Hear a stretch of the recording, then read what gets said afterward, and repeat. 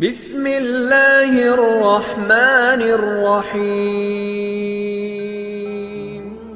رمضان کو ضائع کرنے کا خطرناک انجام۔ نبی پاک صلی اللہ علیہ وآلہ وسلم نے ارشاد فرمایا، جب تک میری امت ماہ رمضان کا تقدس قائم رکھے گی وہ کبھی رسوا نہیں ہوگی۔ ایک شخص نے عرض کیا، یا رسول اللہ، ماہ رمضان کا تقدس خراب کرنے میں رسوائی کیسی؟ آپ صلی اللہ علیہ وآلہ وسلم نے ارشاد فرمایا، رمضان میں جس نے حرام کام گناہ کا ارتکاب کیا، اسی طرح شراب پی یا زنا کیا، اس پر اللہ کی اور آسمان والے فرشتوں کی اگلے سال تک لعنت برستی رہتی ہے۔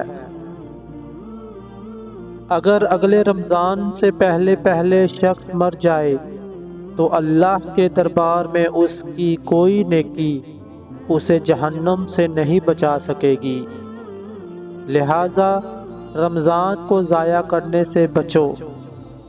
نیکیوں کا اجر و ثواب رمضان میں کئی گنا بڑھا دیا جاتا ہے جو دیگر مہینوں میں نہیں بڑھتا۔ اسی طرح گناہوں کا وبال بھی کئی گنا بڑھا دیا جاتا ہے۔